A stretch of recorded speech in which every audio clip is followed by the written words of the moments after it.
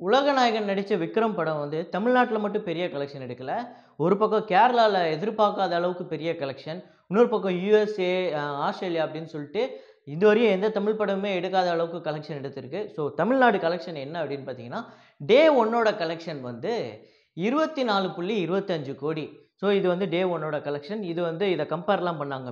பீஸ்ட்டோட இது கம்மியா தான் இருக்கு. வலிமையோட கம்மியா தான் இருக்கு. அண்ணாத்தேவுக்கும் இதுக்கும் ரொம்ப பயங்கர டிஃபரன்ஸ் இருக்கு. அப்படிலாம் சொல்லிட்டு நெறைய கம்பேர் பண்ணாங்க. சரி அது ஒரு பக்கம் இருக்கட்டும். அத நம்ம பேசுவோம். அதுக்கு அடுத்ததா 2வது நாள் கலெக்ஷன் என்ன அப்படின்னு பார்த்தீங்கன்னா, 27,09,00,000. அதாவது 27,00,00,000 முதல் நாள் கலெக்ஷன விட 3,00,00,000 அதிகமா எடுத்திருக்கு. இது எந்த அளவுக்கு பெரிய விஷயம் அப்படின்னா, இப்ப நான் சொன்னேன்ல இந்த அண்ணாத்தே பீஸ்ட்ன்னு. இந்த அண்ணாத்தே அப்படிங்கிறது 36,00,00,000 கலெக்ஷன் எடுத்துச்சு முதல் நாள் அப்படின்னா, 2வது நாள் கலெக்ஷன் வந்து ரொம்ப அதோட பாதிக்கு பாதியா வந்தது. அதுக்கும் அடுத்த நாள் இன்னும் கம்மியாச்சு. ஸோ தியேட்டர்ஸ் எல்லாமே வந்து அதுக்கப்புறம் ரொம்ப காலியாக ஆரம்பிச்சது. ஏன்னா, அது படத்தோட நெகட்டிவ் ரிவ்யூக்காக. ஸோ பீஸ்ட்டுமே அப்படிதான், வலிமையுமே அப்படிதான். முதல் நாள் கலெக்ஷனுக்கும் 2வது நாள் கலெக்ஷனுக்கும் பயங்கர டிஃபரன்ஸ் இருந்தது. ஆனா, விக்ரம் அப்படி கிடையாது. ஒரு படி மேல போய் அதோட அதிக கலெக்ஷன் எடுத்திருக்கு.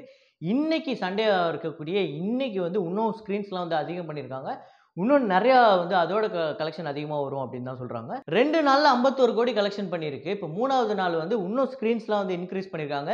கண்டிப்பா வந்து இது இன்னைக்கு வந்து 29,00,00,000, 30,00,00,000 கிட்ட கலெக்ஷன் பண்ணும். 80,00,00,000 கிட்ட ரீச் ஆயிடும். இந்த 3 டே கலெக்ஷன் தமிழ்நாடு கலெக்ஷன் அப்படின்னு சொல்லியிருக்காங்க. ஸோ அதையுமே நம்ம எதிர்பார்க்கலாம். கண்டிப்பா அந்த மாரி தான் வரும். ஏன்னா, எல்லா தியேட்டருமே ஃபுல்லு. எங்கேயுமே நீங்க ஒரு டிக்கெட் கூட கிடைக்கல. அந்த அளவுக்கு பயங்கர சக்சஸா போய்க்கிட்டு இருக்கு. எங்க பார்த்தாலுமே விக்ரம பத்தி தான் பேசுறாங்க. அந்த அளவுக்கு ஒரு எதிர்பாராத வெற்றி. அதாவது நம்ம வெற்றி அடையும் அப்படின்னு எதிர்பார்த்தோம். ஆனா இது அத விட எதிர்பாராத ஒரு வெற்றியா இருக்கு. இது வெறும் தமிழ்நாட்டுல மட்டும் இல்லங்க. கேரளால 5,50,00,000க்கு இந்த படத்த வாங்கியிருக்காங்க. முதல் நாள் கலெக்ஷனே 5,50,00,000 எடுத்திருக்கு. 2வது நாள் கலெக்ஷன் வந்து 4,50,00,000. கிட்டத்தட்ட 9,45,00,000 வந்து 10,00,00,000 கிட்ட வந்து 2 நாள் கலெக்ஷனே வந்திருக்கு. இன்னைக்கு கேரளாலயே வந்து சண்டேவா இருக்கக்கூடிய இன்னைக்கு வந்து ஸ்க்ரீன்ஸ்லாம் வந்து இன்கிரீஸ் பண்ணியிருக்காங்க. கண்டிப்பா இன்னமும் அதிகமா தான் வரும் அப்படின்னு சொல்லியிருக்காங்க. அதாவது இந்த படம் வந்து கமல்னால மட்டும் இல்ல, ஃபகத் ஃபாசிலும் இந்த படத்துல இருக்காரு. அதனால கேரளால வந்து இன்னும் போகும் அப்படின்னு சொல்றாங்க. ஆனா, கேரளால ஃபகத் ஃபாசில் நடிச்ச அந்த மலையாளம் படங்களே வந்து இதுக்கு முன்னாடி இவ்ளோ கலெக்ஷன்லாம் எடுத்ததில்ல. ஸோ ஃபகத் ஃபாசிலோட மார்க்கெட் மட்டும் கிடையாது இது. இது முக்கியமா கமல் சார் அப்படிங்கிற ஒரு விஷயமும் இருக்கு. ஏன் அப்படின்னா, இதுக்கு முன்னாடி வந்து இவ்ளோ பெரிய 2 நாள்ல 10,00,00,000 கலெக்ஷன் எடுக்கக்கூடியது, 15,00,00,000 கலெக்ஷன் எடுக்கக்கூடியதெல்லாம் அங்க இருக்கக்கூடிய சூப்பர் ஸ்டார்ஸ்னால மட்டும் தான் முடிஞ்சது. ஸோ இப்ப இங்க இருந்து போன சூப்பர் ஸ்டார்னாலே அது முடிஞ்சிருக்கு அப்படிங்கிறது ரொம்ப பெருமையான ஒரு விஷயம். அதுவும் இல்லாம ஆஸ்திரேலியால மிகப்பெரிய கலெக்ஷன் எடுத்திருக்கு அப்படின்னு சொல்றாங்க. அதாவது ஆஸ்திரேலியால இதுவரையும் தமிழ் படம் எதுவுமே இந்த அளவுக்கு கலெக்ஷன் எடுத்ததே இல்லையாம். கிட்டத்தட்ட 3,00,00,000 கிட்ட 2 நாள் கலெக்ஷன் எடுத்திருக்கு அப்படின்னு சொல்றாங்க. அதாவது நம்ம ஊர் கலெக்ஷன் காசுக்குப்படி 3,00,00,000 கலெக்ஷன் எடுத்திருக்கு. அ அமெரிக்கால பார்த்தீங்கன்னா 2,000 ஸ்க்ரீன்ஸ் கிட்ட வந்து இது பண்ணியிருக்காங்க. அதுவும் இப்ப ஸ்க்ரீன்லாம் வந்து இன்கிரீஸ் பண்ணிக்கிட்டு இருக்காங்களாம். அ அங்க இருக்கிறதுலயே இப்ப ஹாலிவுட் படம்லாம் எவ்ளோ இருக்கும்.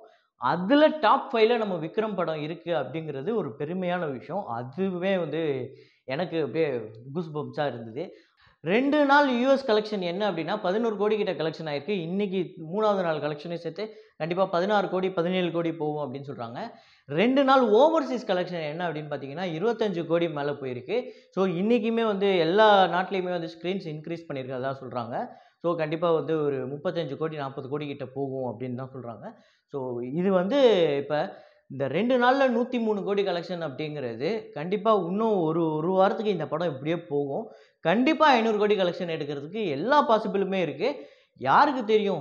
இன்னும் பெரிய சக்சஸ் ஆயி இருக்கிற எல்லா தியேட்டர்லயும் இன்னும் இன்கிரீஸ் பண்ணி 1,000,00,00,000 கலெக்ஷன் ஆவறதுக்கு கூட வாய்ப்பு இருக்கு. ஆனா பாசிபிள் என்ன அப்படின்னு பார்த்தீங்கன்னா, 500,00,00,000 கலெக்ஷன் எடுக்கிறதுக்கு எல்லா பாசிபிளும் இருக்கு அப்படிங்கிறது நம்மளால கண்கூட பார்க்க முடியுது. அதுக்கு அடுத்ததா முக்கியமான விஷயம் என்ன அப்படின்னு பார்த்தீங்கன்னா, விக்ரம் ஹிட் லிஸ்ட் அப்படின்னு ஹிந்தில ரிலீஸ் ஆன விக்ரம் படம் வந்து அந்த அளவுக்கு பெருசா கலெக்ஷன் எடுக்கல அப்படின்னு சொல்றாங்க. ஆனா, சாம்ராட் பிருத்திவிராஜ் அப்படிங்கிற ஒரு படம் அக்ஷய்குமார் நடிச்சு மிகப்பெரிய எதிர்பார்ப்போட வந்த படம். அந்த அளவுக்கு பெருசா வந்து இந்த படம் வந்து யாராலயும் பேசப்படல. அதுவும் நெறையா நெகட்டிவ் ரிவ்யூ வந்திருக்கு.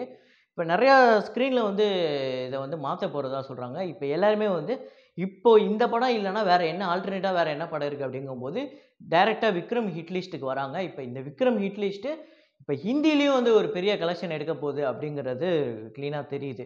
ஸோ அப்படிப்பட்ட ஒரு விஷயம் தான் நடந்துகிட்டு இருக்கு. ஸோ இன்னைக்கு நிலவரப்படி இன்னைக்கு இன்னைக்கு ஞாயிற்றுக்கிழமையா இருக்கக்கூடிய இன்னைக்கு வந்து இந்த படம் வந்து ஒரு ஹிந்தியில வந்து ஒரு மிகப்பெரிய கலெக்ஷன் எடுக்கும் அப்படின்னு சொல்றாங்க. ஸோ அதையுமே நம்ம பொறுத்திருந்து பார்க்கலாம். அது என்ன அப்படிங்கிறத வரப்போற வீடியோக்கள்ல நம்ம பேசுவோம். அதுக்கு அடுத்ததா நான் ஒரு போஸ்ட் ஒண்ணு உங்களுக்கு நான் ஸ்க்ரீன்ல ஷேர் பண்றேன். அத பாருங்க. இதுல என்ன விஷயம்னா, அதாவது தமிழ்நாட்டிலேயே அதிக கலெக்ஷன் எடுக்கக்கூடிய ஸ்டார்ஸ் அப்படின்னு சொல்லிட்டு ஒரு பட்டியல் ஒண்ணு போட்டிருக்காங்க. இதுல 1 விஜய், 2 ரஜினி, 3 அஜித் அப்படியே சொல்லிட்டு இந்த ஒரு பெரிய லிஸ்ட் ஒண்ணு வருது. இதுல 8வது இடத்துல கமல் சார வச்சிருக்காங்க. பாபநாசம் அப்படிங்கிற ஒரு படம் சாதாரண ஒரு படத்திலேயே 100 கோடி கலெக்ஷன் எடுத்தவரு. மேபி 4 வருஷம் படம் இல்லாததுனால அவர வந்து பட்டியல்ல பின்தள்ளிட்டாங்களா? இல்ல இன்னைக்கு 2 நாள்ல 100 கோடி கலெக்ஷன் எடுத்தாரு அப்படிங்கிறதுக்காக இந்த பட்டியல விட்டாங்களா? அப்படிங்கிறது நம்மளுக்கு தெரியல. இருந்தாலுமே இந்த விக்ரம் அப்படிங்கிறது ஒரு மிகப்பெரிய வெற்றி அப்படிங்கிறது நம்ம எல்லாருக்குமே தெரியும். தமிழ் சினிமாவுக்கு கிடைச்ச மிகப்பெரிய வெற்றி. அ அதாவது ரொம்ப வறட்சியில இருந்த நம்மளுக்கு வந்து ஒரு தீனியா தான் இந்த படத்த நான் பார்க்குறேன். ஒரு தலையில தூக்கி வச்சு கொண்டாடக்கூடிய படமா தான் விக்ரம நான் பார்க்குறேன்.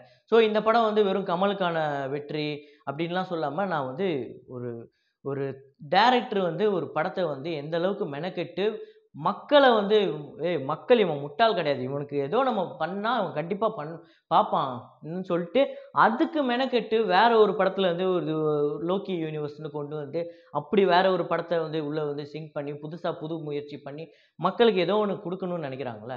ஸோ அப்படிப்பட்ட கலைஞர்களுக்கான படம் தான் இது. இதுல கமல் சாரு, ஃபகத் ஃபாசில், விஜய் சேதுபதி, லோகேஷ் கனகராஜ், அனிருத், ஏன் நரேன் மொதற்கொண்டு எல்லாருக்கான வெற்றி இது. So Lokesh Kanagaraj once again prove பண்ணிட்டாரு. என்னன்னா, ஸ்கிரிப்ட்ல நான் என்ன எழுதியிருக்கனோ, ஸ்கிரிப்ட்க்கு எந்த அளவுக்கு நான் மெனக்கெட்டேனோ, அத நான் இங்க மேக்கிங்ல அத நான் அப்படியே கொண்டு வரேன் அப்படிங்கிற ஒரு விஷயம் இருக்குல்ல. வேற எந்த ஒரு நடிகர்களோட தலையீடும் இல்லாம அவரோட சுதந்திரமா எடுத்திருக்கார்ல.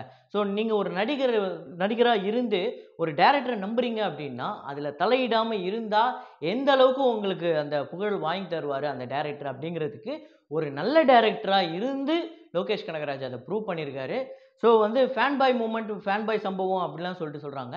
ஸோ இதுக்கு முன்னாடி நம்ம ஃபேன் பாய் சம்பவங்கள் எல்லாமே பார்த்துருக்கோம். ஆனா, அந்த ஃபேன் பாய் சம்பவங்கள்ல எப்படி இருக்கும் அப்படின்னா, ஒரு காமெடியனா இருந்தாலுமே அந்த ஹீரோ தான் அந்த இடத்துல போய் ஸ்கோர் பண்ணுவாரு. ஒரு வில்லனா இருந்தாலுமே அவருக்கு வந்து ஒரு பெரிய இது குடுக்காம அந்த இடத்துலயும் போய் அந்த ஹீரோ தான் ஸ்கோர் பண்ணுவாரு. ஆனா இந்த படத்துல அப்படி கிடையாது. ஃபகத் ஃபாசிலுக்கு ஒரு முக்கியமான ரோல்.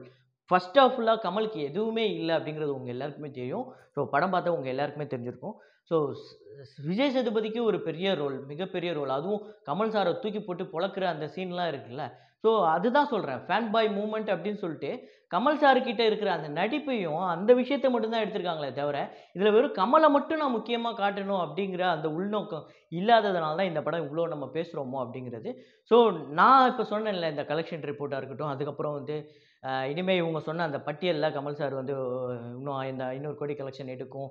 அதுக்கப்புறம் இந்த பட்டியல்ல இடம் பெறுவாரு அப்படிலாம் சொன்னேன்ல. இதுல உங்களுக்கு ஏதாவது மாற்று கருத்து இருக்கு அப்படின்னா, அத ஏதாவது சொல்லுங்க. இல்ல இந்த வீடியோ உங்களுக்கு புடிச்சிருக்கு அப்படின்னா, லைக் பண்ணுங்க, கமெண்ட் பண்ணுங்க, உங்க ஃப்ரெண்ட்ஸ் கிட்ட ஷேர் பண்ணுங்க. ஸோ இதே மாரி ஒரு வீடியோல மீண்டும் உங்ககிட்ட சந்திக்கிறேன். Signing off from